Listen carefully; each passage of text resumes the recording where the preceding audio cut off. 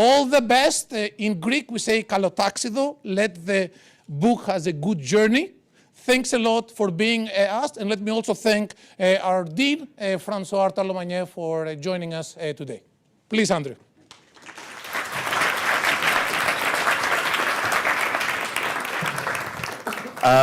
Evening everyone, and thank you, Elias, for the introduction, and thank you too to the Wheeler for hosting me. Wheeler, they know how to run an event. It's absolutely fantastic, so thank you very much. And thank you all for being here as well.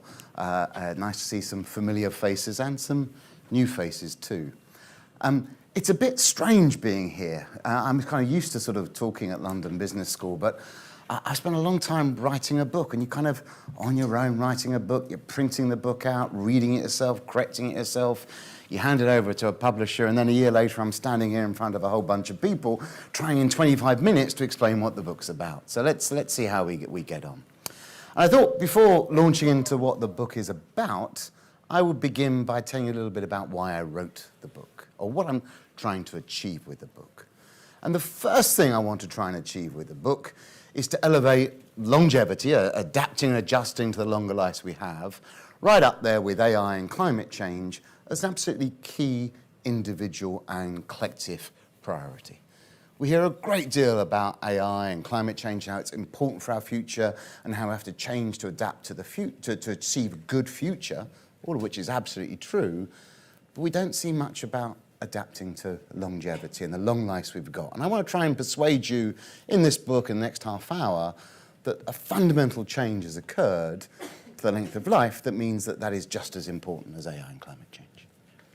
The second thing I want to try and do is to try and push to one side the aging society narrative, which is the normal thing we talk about when we talk about longevity. It's about demographic change and there being more old people. And that's always seen as a negative, as a bad thing. And I want to try and say it may not be only a bad thing. There may be some good things about it, but also it's to misplace the emphasis upon what we really want to do. And then the third thing I want to try and do with the book, which is a little bit more, me as an academic or intellectual, which is to try and sort of take this topic, because one of the reasons I find this topic endlessly fascinating is it spreads across so many different disciplines. And of course, in being about longevity, it's about every aspect of life.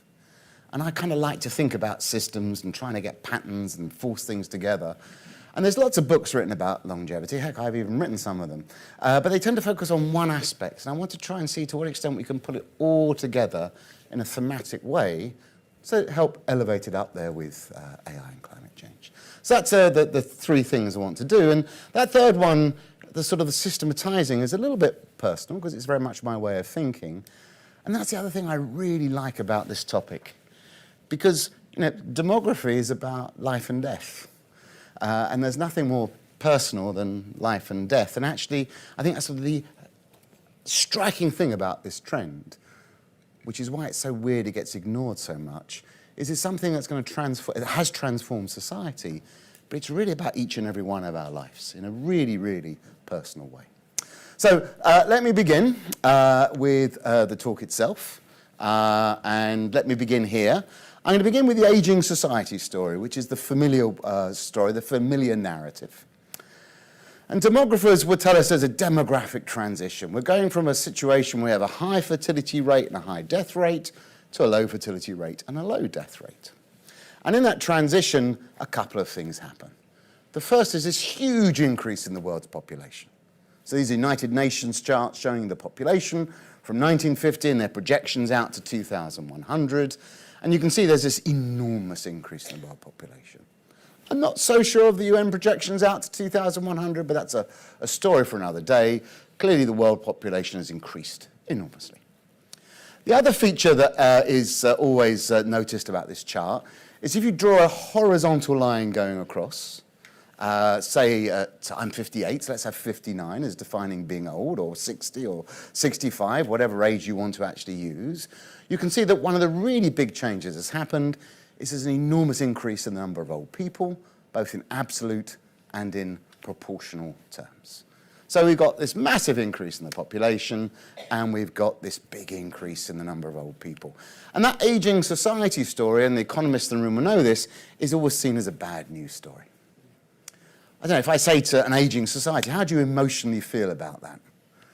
Do you get excited? Do you go, yeah, great aging society? The very word tends to sort of make us a little bit like, okay.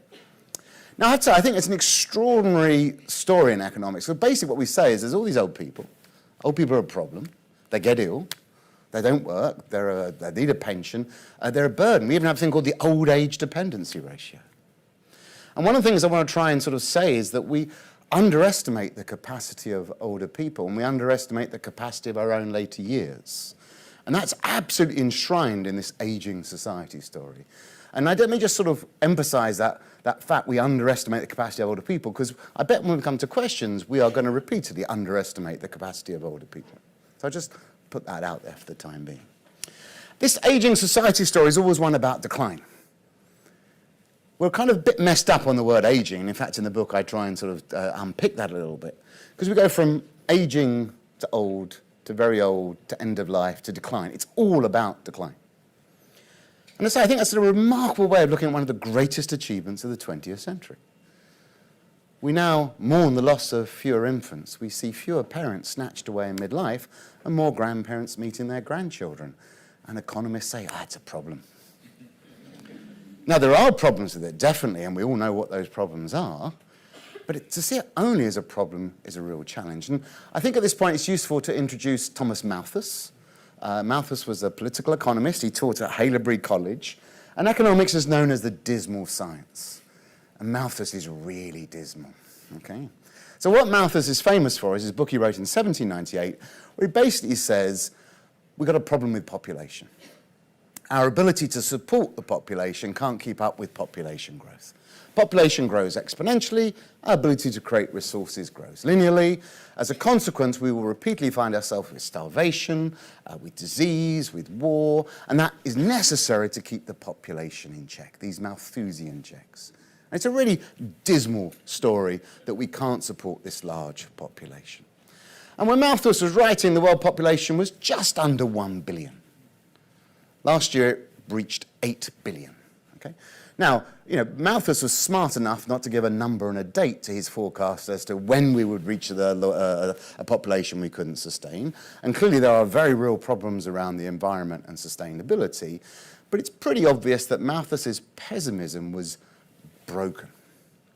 So how do we solve that problem of world overpopulation?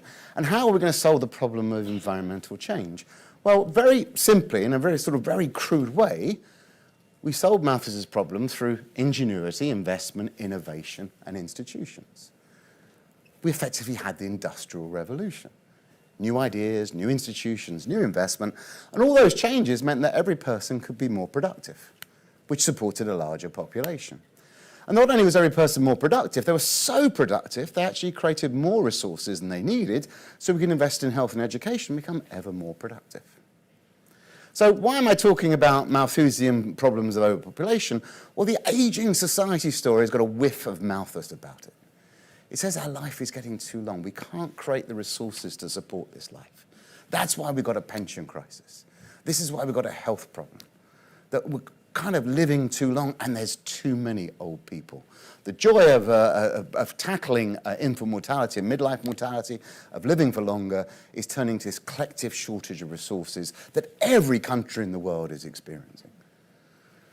And so if we're going to tackle this aging society story, I think rather than focus on saying there's nothing we can do about it, we have to focus, as we do with AI and climate change, and say, how do we adapt and how do we adjust? Because we can change how we age. And this is not about some secret recipe or supplement I'm going to sell you. There's plenty of people who offer those to you. There's lots of things that we know can make a difference. It's just that for most of human history, we haven't faced the chance of getting old enough to worry about investing in those later years. And so we underinvest in our later years. We underestimate the capacity of later life. And that aging society narrative builds on that and just says we have all these old people. It's about care homes, dementia, and adult diapers. Those are very, very real problems. But that's not the debate I have with my students when I say, hey, what are the big trends that are going to change your future? When they talk about AI and climate change, we have really heated debates about what needs to be done, how we adapt, and how we adjust. And when it comes to demographic change, it's sort of always well down the list of things people tell me about.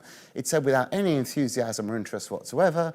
They tell me, I say, what are the big trends that change the world? Eventually they say demographic change. I say, what's that? They say aging society. I say, what's that? They say more old people. That's it. In the summer, I was teaching here at London Business School a bunch of Chinese MBA students in their 30s and 35s.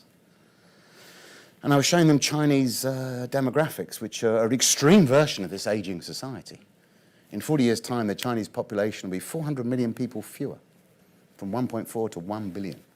And 45% of the population is going to be over 65. So I was saying to these 30-year-old MBA students, how do you feel about that? How do you feel about this aging society China's got? They said, it's terrible. I said, and what do you think about these old people? They said, it's awful. They get ill, they don't work, there's been all that stuff. I said, who are these old people? They looked at me like I was mad. They said, well, they're old people. I said, no, it's you. And there was this sort of remarkable, they really didn't get it. And that's, in essence, the difference between an aging society and a longevity society. An aging society begins when you've got lots of people aged over 65. A longevity society begins when you've got lots of people who will live to be over 65. And that's the thing that's changed. And that's what I want to try and focus on, because if you think about ingenuity, investment, innovation institutions, we have to adapt to a really fundamental change in human history. There's never been the case before. For the first time ever, the young and middle-aged can expect to become old, and probably very old. There's always been old people are always young. What has changed is the majority of the young can now expect to become old. Let's look at this chart again. Rather than draw a horizontal line across, draw a vertical line upwards. The thing that's happened is the young can now expect to become the old. Let's give you some probabilities, and the economists in the room will see where I'm coming from in this.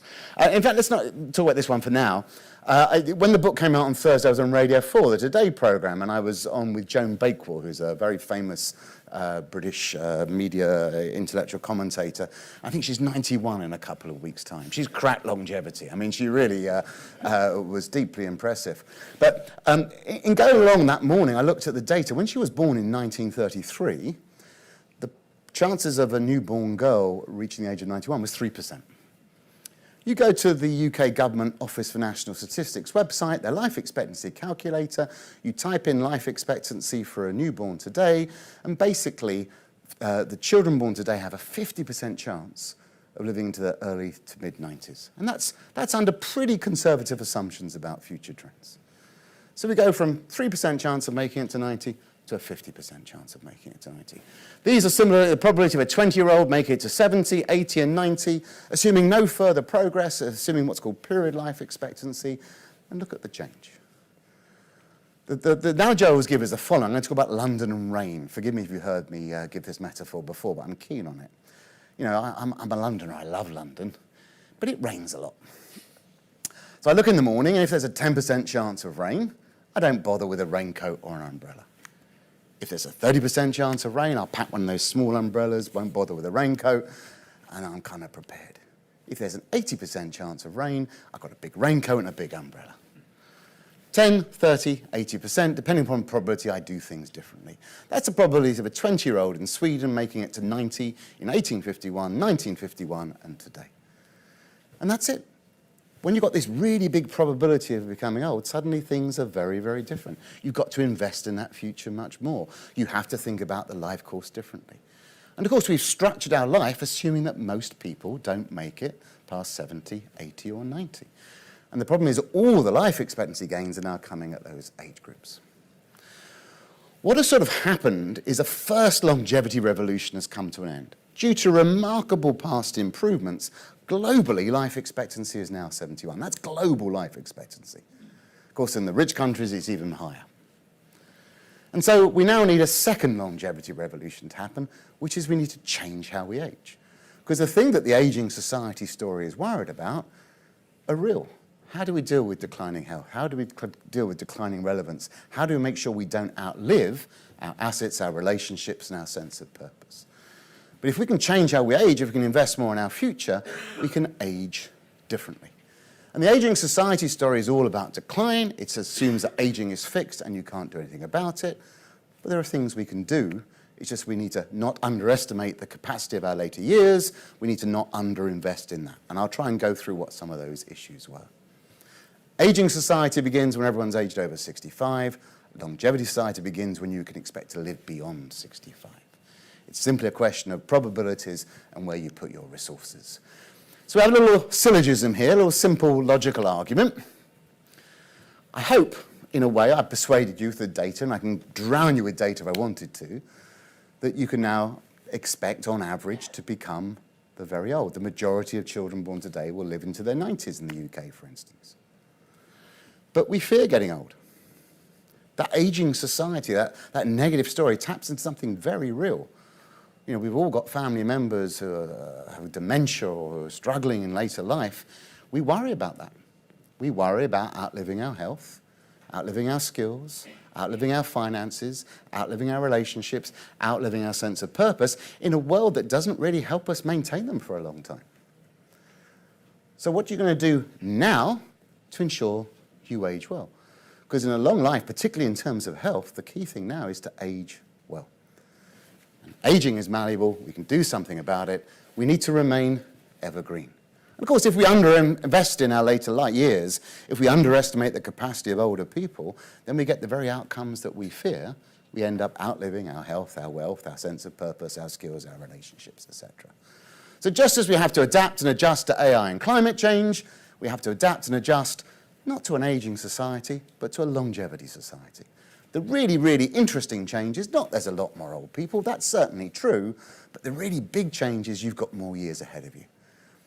At 58, I have to behave differently from my father and my grandfather at 58 because on average I can expect more years than them. I need to age differently, I need to change how we age. So begins this second longevity revolution. Now this is about so many things, and the book goes far and wide. It's about culture, psychology, politics, Biden versus Trump, gerontocracies, you name it, it's about everything. But I'm going to try in this talk to sort of really just focus on some key things, which is achieving what I call a three-dimensional longevity dividend. We already have these longer lives. It's really important to make them healthier for longer. I can think of few things more important in terms of welfare than making health span now catch up with lifespan. It is critically important. And the other thing we need is we need to be productive for longer. The reason we've got a pension crisis, if we can't produce enough resources over a longer life, we see a fall in our standard of living. If we're not healthy enough over a longer life, we end up spending lots of money on health costs. So we have a hospital system, not a health system, I'll go on to that point later, that keeps us alive for longer. We have cultural norms that assumes that life is over pretty quickly, so there's very little about adult development later in life. And we've got a workforce that starts to leave the labour force at age 50, but still we keep living for longer. We've got to try and adapt and adjust in a very profound way. And as I say, I can think of few things more obviously important for your future than how you age. It is truly quite remarkable how we don't talk more about this. This, by the way, is also key for the macroeconomists in the room, because every country around the world is having an aging society. They're just at different stages of where they're at. In the UK, the last 10 years, 70% of employment growth is people aged over 50. In the European Union, it's over 100%. There's hardly any productivity growth in Europe and the UK. It's all coming from employment growth. Employment growth is all about older people. If you don't keep people healthier and productive for longer, you won't get GDP growth. In the UK right now, there are nearly 3 million people long-term unemployed who are long-term ill, a large majority of them over 50. That is the nearest thing I can think to a macroeconomic free lunch. How do we get those people working for longer? Now, I'm going to focus on health. There's lots of things. I'm going to do health. I do a little bit about the economy, then I talk about adult development, because there's only a limit. The irony that I always say when I talk about living longer is I always run out of time. But I want to focus on health, and this is some work I'm actually doing with David Bloom at Harvard and Julian Ashwin at Maastricht. And you look at diseases around the world, and you can fit them into 4 categories. We have an algorithm looking at when you get these diseases. So you either get them when you're very young as an infant, early adult diseases, later adult diseases, or the aging-related diseases, the things where the older you get, the risk of getting increases continuously with age. Dementia, cancer, cardiovascular. I'm sorry to be so gloomy, but we've got to look at both sides of this issue. And this is showing you the years lost to life, so the causes of death, and the years lost to ill health. Globally, the biggest health burden already is aging-related diseases. So if you want to think about the number one challenge for the world's health, it's tackling how we age. And I'll come on to how we can do that later. That's global. This is a slightly different way of looking at it. It's looking at different regions in the world, from low income to high income, and says, let's look at a newborn today. What's their biggest lifetime health burden they're going to face? And even in the low-income countries, where life expectancy is now around 62, 63, the biggest lifetime health burden in low-income countries is aging-related diseases. This is what I mean by this extraordinary first longevity revolution's come to an end, where the young now have a very high chance of becoming old, and now we need to tackle aging-related diseases. Why are we living longer? Because we've done a really good job of reducing infant mortality. It's still high in low-income countries, but it's falling. We've done a brilliant job of reducing early adult diseases. We're now making progress in later adult diseases, so the biggest health burden now is aging-related diseases. It's about changing our health as we get older. Because this is the situation we're in at the moment, so I want to introduce a little bit to demography here. These are what are called survival curves. These show you the probability of a newborn reaching certain ages. So I've got the United States in 1933 as the blue line, and look at that, terrible high levels of infant mortality in early years. The book actually begins with a personal story. I was born in London in 1965, and I try and illustrate demographic trends by looking at my family, and my family is reassuringly, stunningly average in every regard. So it's a brilliant way of illustrating sort of demographic trends. To my shock, the most common age of death in the UK in 1965 was less than 1. And that has a sort of resonance. I didn't think I was born in Victorian England. In 1965, the most common age of death was less than 1. And I was an identical twin, and my twin died. So, I thought that was kind of a rare occurrence. The most common age of death, 1965, 0. Today, it's 89 in the UK. Okay, wow, that's extraordinary. That Sam Beckett quote, we give birth astride the grave, the life flickers an instant, then it's over. Wow, the light's flickering for a lot longer than it used to. Okay, that's kind of what the Longevity Society is about. But you can see that remarkable fall in survival rates because of infant mortality, which has now kind of been ironed out. It's kind of impressive. And there are inequality in the United States that means it's still there. But the probability of someone in the US in 2018 making it through to 54 is sort of around 90%. And the area under these curves is life expectancy. So you can see this great improvement in life expectancy that's occurred. But that green line is our health. It's a measure of the burden of disease. And you can see the challenge. As life expectancy increasingly is being driven by improvements from 70 plus, it's coming in years where we're unhealthy. What we've got to do is lower that green line. We want to flatten it as much as possible. Near Barzilai in New York, who's helped me in New York for the launch, says we want to die young at an old age. That's kind of basically what he says. But we're pushing back that survival curve. We haven't tackled the health curve. We've got a health system that's really not a health system, it's a disease system. It keeps us alive, but doesn't keep us healthy. I'll come on to that in a moment. We've got to focus on aging itself. Rather than focus on diseases like smallpox or cholera or typhus, we've got to recognize now that actually the biggest health burden of these aging-related diseases, and it's not a good idea to smoke, it does lead to you have a higher chance of having cancer, but the biggest risk factor for cancer is age. If we could age better in a biological sense, then you reduce the risk of having not just cancer, but cardiovascular disease, dementia, arthritis. You affect multiple diseases, which has a huge gain. And of course, the other thing that's great about that is if you can postpone getting one of these diseases, you actually postpone the distance between the first and the second one. Pushing back on health is really, really important. And that is about focusing not on intervening when you get a disease, but actually staying healthy. It's about preventative health. And of course, we've got a health system that tackles diseases in the first 50 years of life through intervention. Go to hospital, we'll treat you, we'll keep you alive. Brilliant. It's that system that's got us to these life expectancies of 70 or 80. But when you get aging-related diseases, you do not want to go to hospital and be treated with them because you won't be made well. It's going to be extremely costly and you get multiple morbidities. It's all about preventative health. Why? Because you've got more future and aging-related diseases are persistent and chronic and the multi-morbidities around. It's a very different health system that is needed. Big change. I love this picture. It's a basic excuse to try and show a picture of W.H. Auden. Just look at that face. Isn't that fantastic? He's staring at you, just full of character and soul. But he says health is a thing that medicine knows nothing about. Okay? I was talking to a cardiologist the other day and says health is just an incomplete diagnosis. Something's going to go wrong later on. Okay? So we have to focus on health, and that means huge changes in our health system. Prevention, not intervention. So much of our health is determined outside of our health system. It's not determined by the hospitals. It's about the air that we breathe. It's the food that we eat. It's about our public transport, whether we have to walk or not. We've done loads of brilliant innovation in surgeries. We've got to start doing brilliant innovation in prevention. We've got to use the power of AI and big data to monitor health, monitor the things you're most likely to get as an individual given your genetic profile, and intervene early to try and stop you becoming ill. We've got to shift from a disease model to a health model. The other thing that has to change is you. And this is going to be a really big challenge because David Cutler from Harvard says that the most underused person in the health system right now is the patient. You know, you don't feel well, you go along to the doctor says this is probably what's wrong with you, take this and I'll test you and I'll give you the dosage. With preventive health, you've got to be monitoring your health a lot more and doing a lot more yourself. So a whole new health system, as well as a focus on aging and geroscience, which is featured in the book. Then there's the economy. And again, huge issues here, because if we're living for longer, we do have to be more productive over our lifetime.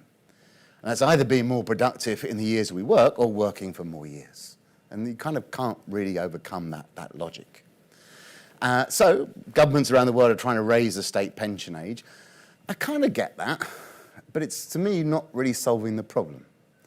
The problem we've got is we've got to be productive for longer. And raising the state pension age doesn't make you productive for longer. It just means you've got to work for longer. I talked about Samuel Beckett earlier on. Samuel Beckett's brilliant for the Aging Society story. He's kind of got all these wonderful quotes, and I call this the Samuel Beckett theory of retirement, which says, I can't go on, I must go on, I will go on. That's kind of our attitude towards retirement. We're just going to keep pushing it out further and further and further. Look at this chart, UK labour force participation by age. From the age of 48 onwards, it starts to drop. The idea that by raising the state pension age from 66 to 71, you're going to get a big boost in the labour force participation rate is a nonsense. Because if you're not working before the retirement age, you won't be working if you then extend it. Why do people drop out of the labour market from 48 to 49 onwards? Some of it, a lucky few, are wealthy enough to say, I don't want to work. But it's a minority. Most of this is people who are ill, they've got to care for someone who's ill, their skills are out of date, or they fall victim to ageist policies amongst firms. So tackling that, as I say, is the nearest thing I can see to a free lunch. And it's a hard one to do. But if you could half that rate of decline between 48 and 65, in the UK, that's a 6% boost in the labour force. So lots of changes to happen here in terms of careers. The 100-Year Life book did a lot about that. Be really wary of that post-50s dip. Is your job age-friendly? Will it help you carry on working for longer? Will you have the skills and motivation to do it? Retirement is changing completely. The 20th century retirement meant that we took a lot of time after we finished work.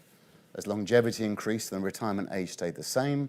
I think what we're going to see in the 21st century is taking more leisure this side of retirement, as retirement becomes more of a gradual process, moving to part-time before you stop work, career breaks, and perhaps sometimes working intensely and sometimes less intensely. Real problems, by the way, around how we have hierarchies and how we get intergenerational connectivity, which is perhaps something we can talk about. I'm in a business school. I talked a little bit about jobs. I've got to talk about products. One of the things I find about the aging society, this sort of miserable story that quickly sort of feeds through to discussions that in Japan they sell more adult diapers than baby diapers because there's now more old people than young people, is an attempt by lots of consulting firms to put a positive spin on it. So there's a thing called the silver economy, which is basically going to firms and saying, hey, there's lots of products you can sell to old people. And it basically takes two forms. The first is to say, hey, guess what? You can sell more adult diapers than baby diapers, so it kind of turns a negative into a positive.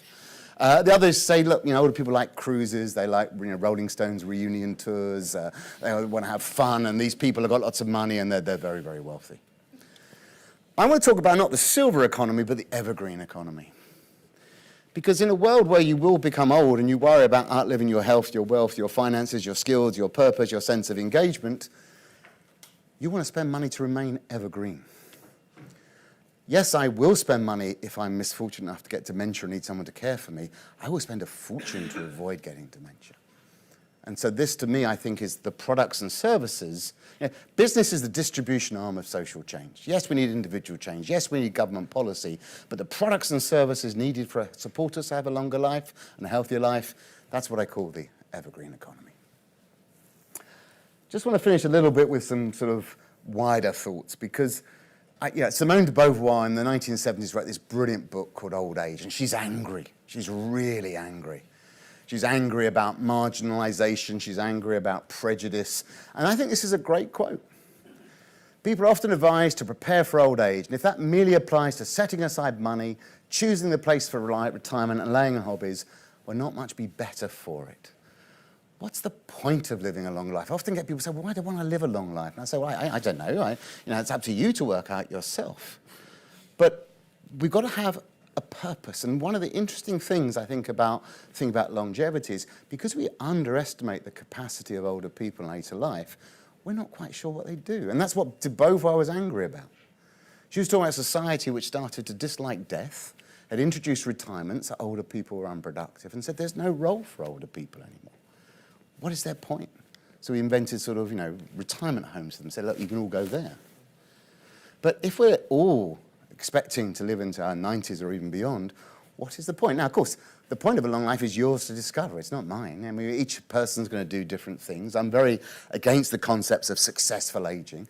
We don't say people have a successful adolescence or a successful middle age. I mean, we just got to kind of work it out as we go along. But in working on longevity, I came across a psychologist who kept saying it's about adult development. And you know what? It took me ages to work out what they meant. And that's it.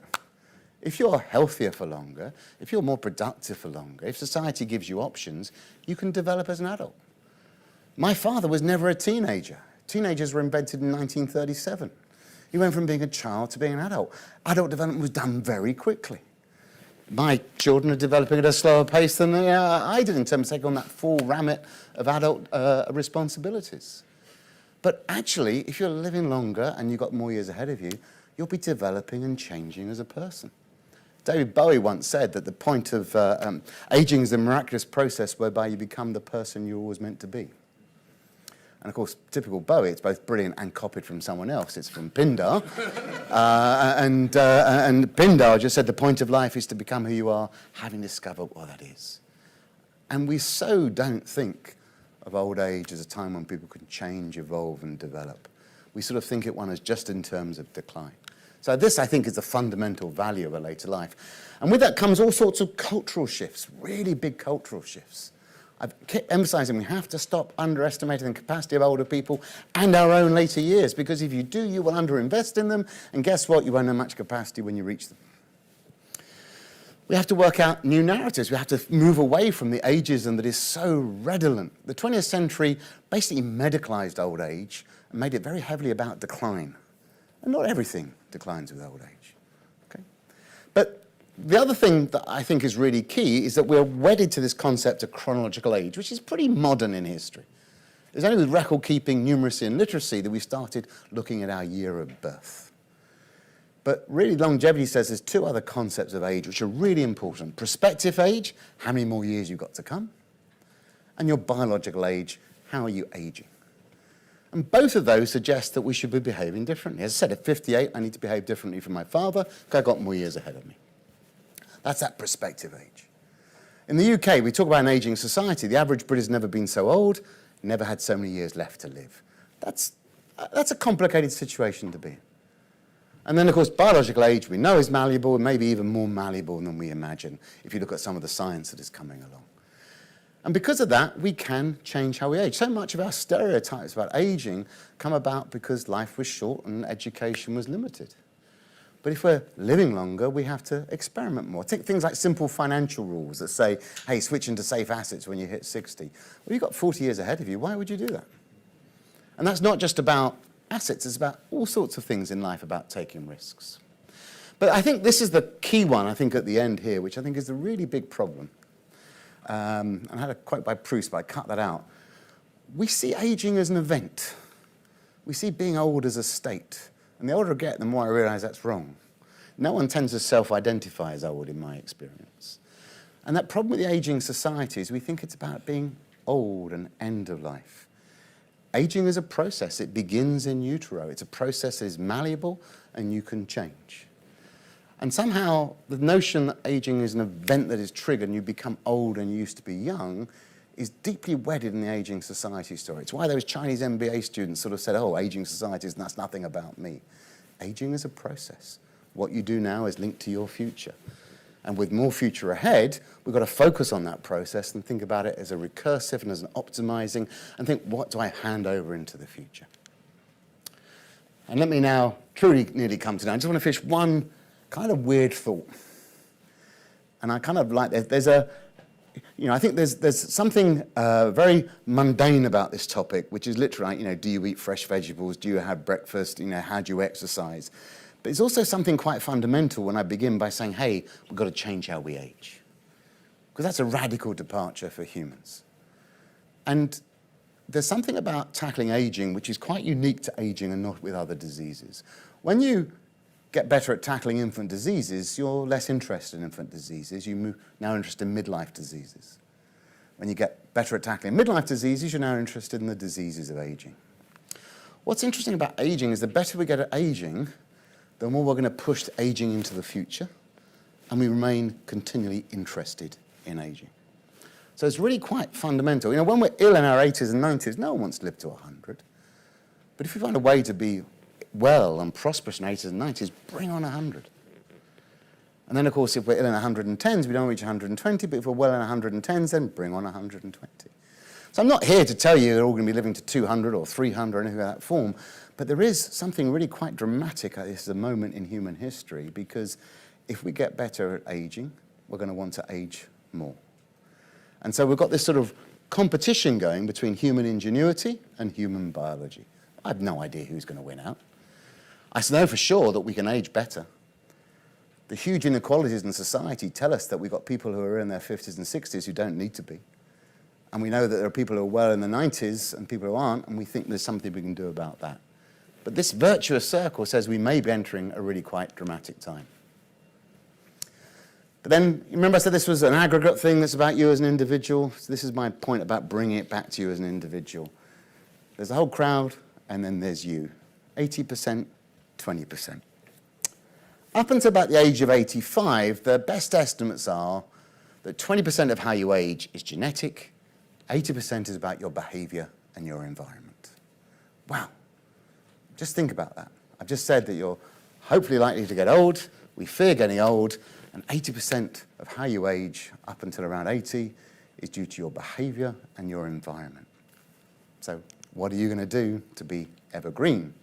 I can think of a few things more important for your future than being evergreen. So thank you very much.